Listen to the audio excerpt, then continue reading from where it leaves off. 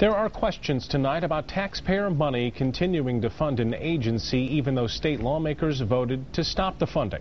That agency represents tens of thousands of home-based daycare workers who were unionized through the agency, an arm of Michigan's Department of Human Services. 24-Hour News 8 political reporter Rick Alvin is tracking down key players in this conflict. Rick?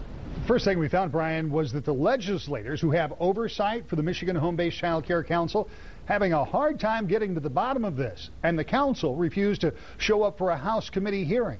For a week, they wouldn't return our phone calls, and when they finally did, they didn't have much to say. In this nondescript building on the edge of Lansing, the Michigan Home-Based Child Care Council has an office to house its 2 employees. We wanted to talk to either one of them, but after a week, we were told they'd have no comment due to pending litigation. Lawsuit, of course, is not what we wanted to talk about. We wanted to know what a council created by a state agency under the direction of the governor's office and a community college in Flint actually does. It's the same agency that entered into a collective bargaining agreement for thousands of home child care providers.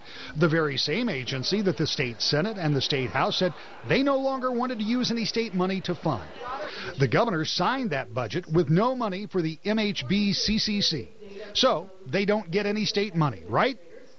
Bit is straightforward. They're funded at $200,000. That's right. According to this DHS spokesperson, despite the legislature's action, no matter what the elected members of the House and Senate said, the bureaucrats at DHS can spend the money however they want to. The legislature took the line item out for the Michigan Home-Based Child Care Council, but they're still being funded. How and why is that?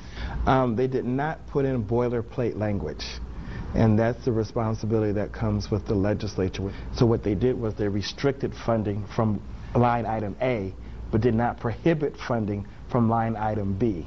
That's not exactly the view of some of those elected officials. Does that violate the spirit and the letter of the law as you understand it as to following the will of the state legislature? It does for me. And Republicans and Democrats have questions about the arrangement far beyond the funding that they thought they did away with. One of the first answers was that there was they cited an act that required them to continue funding it.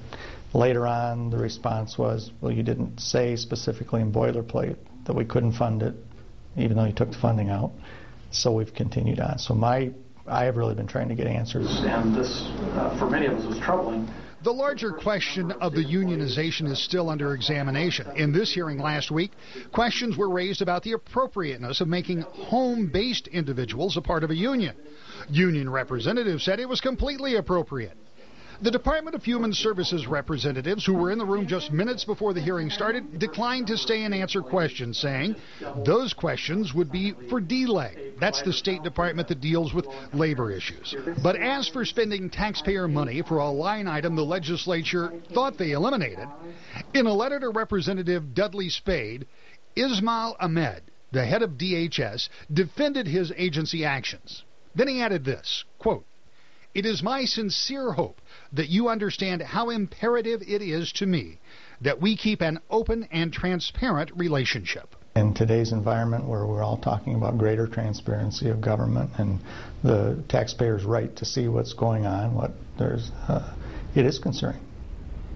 Just today, a group of House Republicans demanded more answers about the activities of the Michigan Home-Based Child Care Council.